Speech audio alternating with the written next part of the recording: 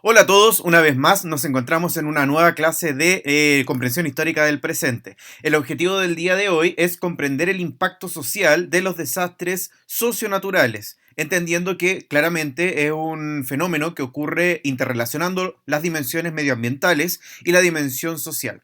Para comenzar, uno de los links que tenemos que hacer es respecto de la clase anterior. En la clase anterior nosotros vimos el tema del cambio climático y eso está en directa relación con el aumento de estos fenómenos de la naturaleza que claramente tienen un efecto en las comunidades. En ese sentido, tenemos que estar alerta respecto de los riesgos naturales y socionaturales que se derivan de ellos. Y para eso quiero que vean un video introductorio donde ustedes van a poder ver los efectos a nivel mundial que ha tenido el cambio climático con estos riesgos naturales que comienzan a aumentar y también plantearles la pregunta de inicio. ¿Qué grado de acción tiene la sociedad en el desarrollo de estos riesgos socionaturales? Tal como lo hicimos en el debate anterior respecto de qué grado de intervención tiene el hombre en el cambio climático, en este caso, qué grado de intervención tienen los seres humanos, en este caso, en el abordaje de los desastres socionaturales. Y antes de comenzar, hacemos una aclaración conceptual. Cuando hablamos de los desastres socionaturales, estamos hablando de lo mismo cuando hablábamos anteriormente de los desastres naturales, solo que ahora le añadimos este componente social. La definición, por lo tanto, nos queda como la probabilidad de que un proceso natural extremo ocurra, generando un daño en la comunidad a nivel de bienes, a nivel también humano y a nivel también de relaciones sociales. En ese sentido, el nuevo componente que vamos a tener en el día de hoy es este componente social, porque nos habla acerca de que los desastres naturales no tienen solamente que ver con efectos medioambientales, sino que también con los efectos que eso trae a las propias sociedades. Recuerden, a nivel material, pero también a nivel de nuestras relaciones sociales, cómo se ve afectada nuestra economía, nuestro desempeño político, nuestra organización social. Y también eso significa que tenemos que darle una nueva denominación y en este caso sería el caso de desastres socionaturales. También puede darse el caso de que al revés sea el propio hombre el que genere estos desastres medioambientales y también genere un efecto colateral en su propia comunidad. Por lo tanto, esa estrecha relación muy íntima entre los seres humanos y el medio ambiente ha llevado a esta nueva denominación de, en vez de hablar de desastres naturales, hablamos de desastres socionaturales, entendiendo toda el grado de intervención o el grado de influencia que tienen estos elementos medioambientales con la sociedad que lo rodea. Bueno, y el día de hoy vamos a revisar algunos elementos que ustedes ya vieron cuando iban en la enseñanza básica, así que muchos de estos contenidos a ustedes les van a sonar. Seguramente lo vieron hace tiempo y no se acuerdan con tanto detalle, pero lo vamos a repasar hoy día. Lo importante es que, además del repaso, que estaría como a nivel de contenido y de comprensión, le añadimos también en esta clase un nivel analítico con la actividad que vamos a realizar al final, porque todo esto tiene sentido en la medida que lo llevemos a nuestra vida cotidiana y nos sirva para analizar las situaciones que nos rodean, ¿ya? Cuando hablamos entonces de riesgos socionaturales, podemos entenderlo a través de las causas que lo generan. Y tenemos cuatro tipos de causas. Aquí aparecen tres mencionadas, pero vamos a agregar una cuarta en esta clase. Los primeros son los riesgos geológicos y que tienen su origen en el movimiento de la Tierra, los movimientos internos de la Tierra, ya sea a través del movimiento de las placas tectónicas o el funcionamiento de la actividad volcánica. También tenemos los riesgos hidrometeorológicos que tienen que ver con las dinámicas de la atmósfera y que tienen que ver también con fenómenos climáticos. También tenemos un tercer tipo de riesgos que son los riesgos biológicos y que están originados con la exposición a organismos vivos o sustancias tóxicas de carácter claramente biológico y que nos pueden afectar a nuestro medio ambiente. Pero también existe un cuarto tipo de factor que en este caso sería en dirección opuesta. En este caso, los tres primeros elementos son de la naturaleza que afecta hacia el hombre. Sin embargo, también existen otros factores de riesgo que son antrópicos, es decir, son generados por el propio ser humano. Y en este caso es al revés, es el propio ser humano el que genera efecto en el medio ambiente y a su vez también en la propia dinámica de la sociedad. Y a eso los vamos a llamar riesgos antrópicos porque son provocados por el propio ser humano. Ahí tenemos ejemplos como los incendios forestales. Ahí aparece la desertificación, producto de la erosión de la del excesivo uso de la tierra, y así otros ejemplos que vamos a ir viendo a lo largo de la clase. Y los primeros riesgos de los que hablábamos son los riesgos geológicos, que se originan a partir del movimiento de la Tierra, ya sea a través de la dinámica de la tectónica de placas o de la actividad volcánica. Ahí aparecen cuatro ejemplos. Los sismos, que tienen que ver con los movimientos de la superficie terrestre provocados por el movimiento de las placas tectónicas, que tradicionalmente nosotros conocemos como terremotos, los más fuertes, o los temblores, los más despacios, por llamarlo de alguna manera, en escala Richter. En ese sentido, solamente Chile tiene esta distinción, es una distinción muy subjetiva y muy cultural, pero en general el término técnico es de sismo. También tenemos otros fenómenos como los tsunamis, que es el movimiento del mar, en este caso la formación de olas grandes, a raíz del movimiento sísmico, pero hay que distinguirlo también de las marejadas, que es un fenómeno más bien meteorológico. En este caso, los tsunamis son provocados por el movimiento de la Tierra. Las erupciones volcánicas, por la misma actividad del magma al interior de la Tierra, y también las remociones de masas o derrumbes, que también son producto de movimientos sísmicos. Bueno, acá solamente un breve recordatorio respecto del funcionamiento de la tectónica de placas. Ustedes saben que la corteza terrestre está formada por placas tectónicas, placas sólidas, pero que se encuentran a la deriva flotando en material de carácter más líquido, en este caso el magma de la Tierra. En ese sentido, estas placas, al ir a la deriva, pueden generar dos tipos de movimiento, que es el movimiento de subducción, que es cuando las placas, entre comillas, chocan. En realidad, una se posa sobre la otra, generando fricción. Y también el fenómeno opuesto, que es el fenómeno de la abducción, que sería cuando dos placas se van separando. En cualquiera de los dos fenómenos, la subducción o la abducción, eso genera un fomento de la actividad volcánica en las zonas de intersección entre las distintas placas tectónicas. Como nosotros sabemos, Chile es un país tremendamente sísmico, por lo tanto nos encontramos en una parte del mundo continua que se llama el Cinturón de Fuego del Pacífico, donde la actividad volcánica es muy recurrente. De hecho, si se fijan en el primer mapa, Chile se encuentra al final de esta línea. Ese cinturón de fuego del Pacífico está ubicado así porque son puntos de intersección entre las distintas placas. En particular en nuestro país, si se fijan en el diagrama de abajo, tenemos justo el choque de las placas de Nazca y la placa sudamericana. En este fenómeno, que se llamará subducción o abducción, revisen ahí, pongan pausa.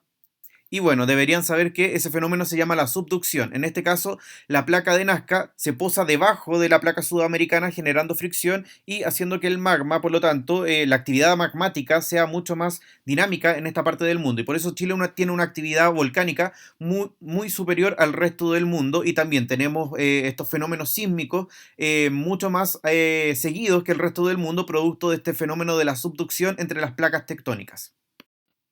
Acá tenemos otro tipo de riesgos, los hidrometeorológicos o atmosféricos, porque se derivan de las dinámicas de la atmósfera. En este caso aparece en este diagrama un listado con los posibles riesgos hidrometeorológicos que ocurren en Chile. Sin embargo, no están todos, porque también hay otros fenómenos que ocurren en otras partes del mundo, como los monzones en el sudeste asiático, como los huracanes en las zonas tropicales o las nevazones excesivas en las zonas más polares. En este caso podemos hacer una lista bastante larga de posibles riesgos hidrometeorológicos, como las olas de frío y de calor, las tormentas eléctricas, marejadas, heladas, el invierno altiplánico, que ocurre solamente en el norte de nuestro país, en la zona de Perú y Bolivia, el altiplano, lógicamente, aluviones, inundaciones, temporales y sequías. Si se fijan, todos estos fenómenos, al estar relacionados directamente con el clima, son los más susceptibles de recibir cambios producto de, claramente, el cambio climático del que estamos siendo testigos actualmente. Aquí vamos a encontrar muchos más ejemplos de cómo las transformaciones del último tiempo han tenido un efecto en el medio ambiente. En el caso de Chile tenemos algunos ejemplos. La sequía, la mega sequía que estábamos viviendo hasta ahora, sería un producto de estos riesgos hidrometeorológicos gatillados por el cambio climático. Traten de buscar ustedes otros ejemplos en los cuales podamos ver graficado estas transformaciones en los riesgos hidrometeorológicos que han sucedido en la actualidad y que son producto del cambio climático en tiempos recientes. Un tercer tipo de riesgo corresponden a los riesgos biológicos. En este caso los vamos a considerar como amenazas que se asocian a la exposición a organismos vivos o sustancias tóxicas y también las enfermedades que se derivan a partir de ella. En nuestro país tenemos nuestros propios riesgos biológicos. Cada una de las zonas del mundo está expuesta a distintos riesgos. En este caso, en Chile hay varios, pero los más famosos en el último tiempo han sido dos. El primero de ellos, y el que vemos de vez en cuando en las noticias, corresponde a la marea roja, ¿ya? Ahí ustedes pueden ver una imagen que se ve preciosa, pero en el fondo es un desastre natural. En este sentido, la marea roja consiste en el aumento de la población de microalgas marinas que contamina a través de toxinas a los productos marinos que después se extraen y que después pueden contaminar a la población. Otro fenómeno podría ser la enfermedad del hantavirus, contagiada por el ratón de cola larga y que es común, ha sido común en el último tiempo su transmisión, sobre todo en los sectores rurales. Sin embargo, también en el último tiempo, y cae de cajón esto, para integrar también a los riesgos biológicos, perdón, que están presentes en el último tiempo. En este caso, el aumento de los contagios por el COVID-19 podríamos catalogarlo acá, pero pregunta para ustedes, ¿sería más bien un riesgo biológico la epidemia del coronavirus o es más bien un riesgo antrópico? Más allá de los debates medios salfatianos respecto de cuál es el origen del coronavirus, el COVID-19, si lo originó un hombre en el laboratorio o si fue una mutación natural de el SARS. Sin embargo, lo importante es cómo se va contagiando al resto del mundo. Entonces, háganse la pregunta ustedes. ¿Es más bien un riesgo biológico o tiene también un carácter de antrópico? Ya, anoten en el cuaderno su opinión. Y los podemos clasificar estos riesgos biológicos en dos grandes categorías. Las plagas, que en este caso sería el aumento de la población de alguna especie que pueda generar un daño en la actividad humana, en este caso, por ejemplo, las plagas marinas, las plagas agrícolas, etcétera, y también el aumento de prevalencia de algunas enfermedades que se pueden llegar a convertir en epidemias o pandemias, tal como lo hablábamos con el COVID-19 recién. Y finalmente, en esta categorización tenemos a los riesgos antrópicos, ¿ya? Los riesgos antrópicos son riesgos provocados por la acción de los seres humanos sobre el medio ambiente, y aquí tenemos algunos ejemplos para poder graficarlo. Los riesgos antrópicos están menos estudiados porque tienen que ver con el comportamiento humano y por lo tanto han sido mucho más recientes en el último tiempo, así que todavía son un objeto de estudio. Así que los ejemplos que les voy a presentar acá no son todos, y claramente pueden ir ampliándose tristemente en la medida de que el desarrollo tecnológico y social vaya progresando. Tenemos, por ejemplo, lo más significativo y lo más visibles son los accidentes nucleares provocados por la actividad de rescate de energías que sean contaminantes con el medio ambiente, en este caso la energía nuclear. Y hay dos grandes ejemplos para poder graficar esto. Tenemos el caso de Chernobyl, la triste catástrofe que ocurrió en Ucrania, y también Fukushima después del terremoto de Japón recientemente, creo que fue el año 2011. También tenemos fugas de sustancias químicas a través de la actividad industrial que también pueden generar efectos de la contaminación. Ahí un ejemplo, ojalá el ejemplo se le ocurra a ustedes, pero no sé si se van a acordar. Pónganme pausa y vean si se les ocurre. Bien, si no se les ocurrió, claramente el ejemplo más cercano que tenemos es el caso de Concón y Ventanas, ¿ya? Toda la zona de la Greda que estuvo de moda bueno, decir de moda es por decir algo, porque en realidad estuvo tristemente célebre en el último tiempo debido a los casos de contaminación que existieron ahí a través de, todavía no se sabe con certeza, pero la contaminación industrial de la zona.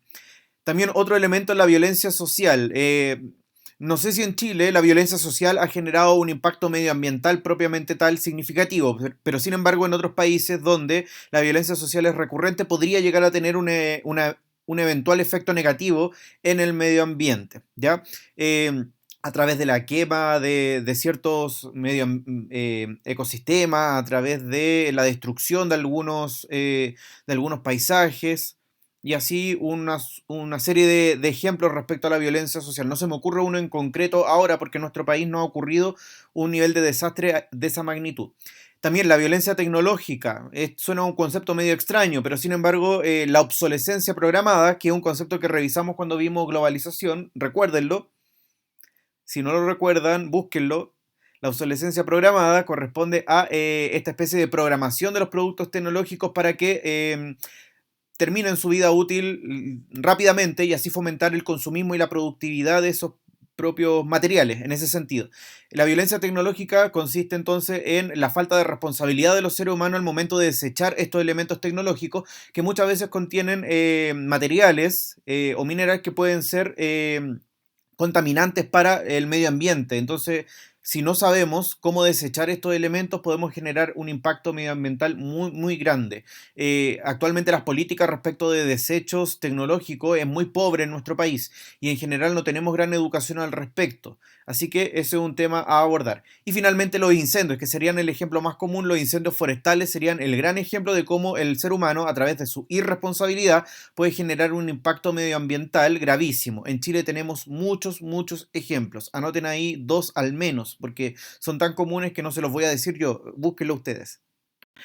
Muy bien, habiendo revisado esta especie de caracterización de los riesgos socionaturales, nos vamos a ir ahora a un peldaño más arriba. Vamos a hacer una especie de análisis respecto de las condiciones que tiene Chile y el mundo en general para afrontar estos riesgos. Uno de los primeros elementos que tenemos que tener en cuenta es que prever estos riesgos no es algo abstracto, no es algo que sea imposible de poder prever porque son eventos de la naturaleza, sino que los riesgos son algo cuantificable, es decir, los países pueden hacer esfuerzos por medir sus vulnerabilidades. En ese sentido, estudios desde la UNESCO, desde la ONU, han hecho que los países se pongan de acuerdo en torno a ciertos conceptos clave que son importantes de poder dimensionar para que los países tomen medidas institucionales y de recursos materiales y humanos para poder afrontar estas circunstancias.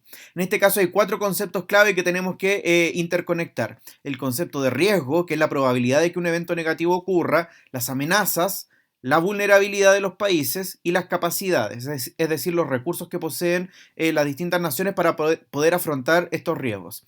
Y todos estos elementos, ahí aparece la definición que yo jamás les voy a preguntar de memoria, claramente, no se fijen en eso, pero sí es importante entender a qué se refiere cada uno de estos elementos y cómo se combinan para poder hacer esta especie de fórmula matemática que aparece acá, que tampoco vamos a nosotros dilucidar matemáticamente. Sin embargo, tener en consideración de que es la cuantificación de los riesgos naturales y que es posible hacerlo. Los países tienen la capacidad de poder prever situaciones de riesgo. Claramente no de cuándo van a ocurrir, porque son situaciones eventuales, pero sí tenemos la posibilidad de calcular los riesgos. Y en este caso la BBC elabora un índice mundial de riesgo donde identifica los países que tienen exposición y vulnerabilidad de acuerdo a el grado que aquí se presenta. Países que tienen muy bajo grado de exposición y vulnerabilidad a los riesgos porque tienen institucionalidades muy fuertes al respecto, muchos recursos disponibles para afrontar ese tipo de circunstancias, y también países que lamentablemente tienen indicadores muy altos, es decir, son muy vulnerables al respecto. Chile, adivinen, lógicamente tiene índices de vulnerabilidad muy, muy altos. Pongan pausa y escriban en su cuaderno 2 factores de por qué Chile tiene esos índices de vulnerabilidad tan altos. Y esperando que me hayan puesto pausa, ahora corroboremos. El primer gran factor claramente es de carácter geográfico. La geografía de nuestro país es muy bonita, es muy diversa, pero lamentablemente tiene el efecto negativo de que estamos en una zona geográfica que nos presenta limitaciones. En este caso, el fenómeno de la subducción entre la placa de Nazca y la placa sudamericana nos expone a la actividad sísmica constante y a la actividad volcánica. Somos parte del cinturón de fuego del Pacífico. Además, tenemos una larga costa que nos expone también a esos riesgos relacionados con el mar. Así que claramente nuestra vulnerabilidad es mucho mayor respecto de otros países. Además, tenemos el mal de los países subdesarrollados. Lamentablemente no tenemos institucionalidades tan fuertes al respecto y los recursos, si bien Chile no es un país particularmente pobre, no lo hemos sabido gestionar lo suficiente para crear instituciones sólidas que permitan prever este tipo de circunstancias y gestionar también de buena manera los desastres socionaturales que se puedan generar a partir de ellos. Y todo este cálculo cuantitativo respecto de los riesgos socionaturales no serviría de nada si es que no los traducimos en políticas de gestión. Tenemos la evidencia científica entonces de que sí se puede prever un índice de cálculo que nos permita establecer la vulnerabilidad de los países respecto de los riesgos socionaturales. Y también tenemos la evidencia científica de que los desastres socionaturales han ido en aumento, particularmente los que tienen que ver con el clima. Ahí ustedes pueden ver en la infografía alguna información respecto respecto de cómo han ido en aumento en el último tiempo muchos de estos fenómenos. Aparecen ahí desglosados algunos fenómenos como las inundaciones, las tormentas, los terremotos, temperaturas extremas, deslizamientos, sequía, algunos incendios y la actividad volcánica. Todos ellos, a través desde el momento en el que podemos tener mediciones también, que no es desde hace mucho, han ido en aumento en el último tiempo y muchos de estos países han recibido los efectos, tristemente, en manera mayoritaria. En este caso ya aparecen países como Birmania, la India, Rusia, China y Venezuela como los más afectados. Más allá de los números, lo importante es que esto se traduzca claramente en gestión.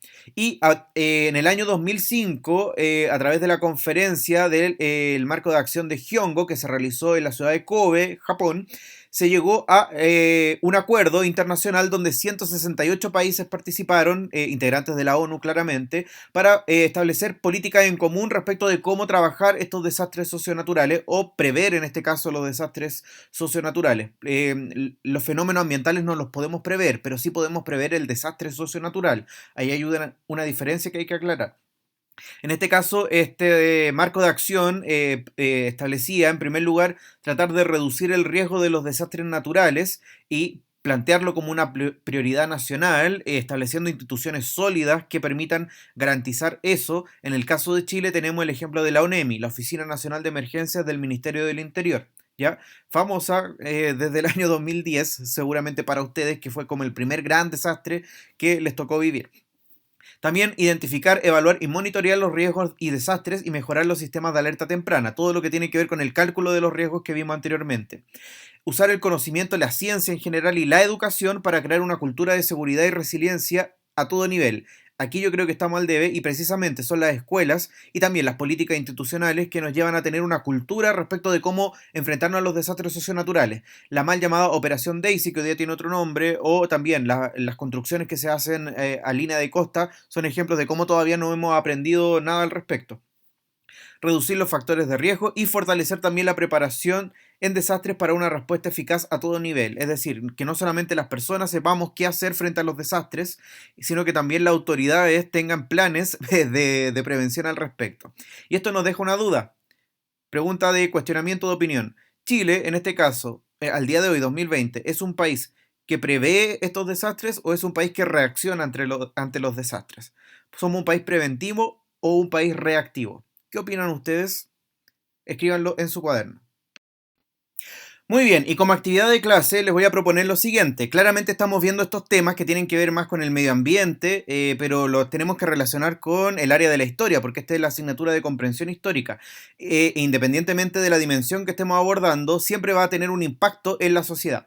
En ese sentido, quiero que analicemos estos riesgos socionaturales o desastres, en este caso cuando ya ocurren, en función de la información que podemos extraer de ella y también entendiendo que estos fenómenos medioambientales tienen un efecto multidimensional, es decir, generan un efecto en las distintas dimensiones de la actividad humana, en nuestras actividades económicas, en nuestras gestiones políticas, en nuestros comportamientos socioculturales y así en un largo etcétera. Utilizando el ejemplo del terremoto 2010, yo separé alguna información que me gustaría que ustedes revisaran y que la aplicaran también a otro fenómeno o desastre socionatural. En este caso, importante establecer que para analizar el impacto social de los desastres socionaturales, primero nos vamos a enfocar en las estadísticas, tanto humanas como materiales, que dejó este desastre, en los testimonios de las personas que vivieron esa situación, ya sea las autoridades, pero también las personas que lo vivieron en carne propia. Es muy relevante eso desde las ciencias sociales para ver cómo perciben ellos no solamente el fenómeno en sí, sino que también cómo percibieron la reacción de la gente y de las autoridades, cómo reaccionó la política pública en función de este desastre y también los efectos multidimensionales que eso puede haber generado a nivel político, económico y sociocultural. Ahí ustedes pueden revisar este análisis que yo realicé o que en realidad busqué información al respecto para el caso del terremoto del año 2010. Revisen los datos, ahí también les puse un link de un reportaje bien interesante que rescataba testimonios del terremoto 2010. Si tienen tiempo, revísenlo. No es materia de clase, es solamente material complementario. Pero revisen cómo la estructura de este análisis. Y siguiendo lógicamente la estructura que les di en la lámina anterior, seleccionen uno de los desastres socionaturales que aquí aparece. Claramente no pueden ocupar el del terremoto del año 2010 porque lo usé yo, porque era el más fácil, obvio, y tengo el privilegio de ser profe. Entonces, ustedes eligen cualquiera de los otros. Están los incendios que ocurrieron en Valparaíso el año 2014, y ahí ustedes pueden recordar el meme, si es que alguno no lo tenía en la memoria. La erupción del volcán Villarrica el año 2015, el aluvión en Tocopilla, el terremoto 8,4 del año 2015 que pasó en Coquimbo, que pasó más desapercibido porque estaba muy cerca del 2010, y los incendios forestales, la ola de incendios forestales del año 2017. Elijan el que ustedes quieran. No les voy a decir cuál tiene que elegir cada uno. Elijan el que a ustedes más les llame la atención, pero hagan el análisis en función de las categorías que les propuse en la lámina anterior. Y llegamos al final de la clase. Espero que la actividad anterior la tengan en su cuaderno. No les voy a pedir que la posteen en Forms porque si la hacen bien no les debería quedar tan cortita. Pero la idea es que busquen información al respecto. Si les resulta más fácil también las pueden hacer en computador. No es necesario que la escriban en el cuaderno, pero sí recolectar información al respecto para que tengan esa estructura de análisis, ¿ya? Y también la pregunta final. Esta sí la pueden postear en Google Classroom o si no la responden en su cuaderno. ¿Qué nivel de interconexión tiene el medio ambiente con las dimensiones de la actividad humana? Muy relacionado con la pregunta del inicio de la clase. ¿Ya? ¿Por qué estamos viendo temas medioambientales? Porque tienen un efecto claramente en nuestras actividades humanas. Me gustaría que me explicaran cuáles serían esos efectos y cómo debemos comportarnos frente al medio ambiente a raíz de estas situaciones que estudiamos. Espero que estén muy bien, que participen, que estén al día y quedo atento a cualquier duda. Chau.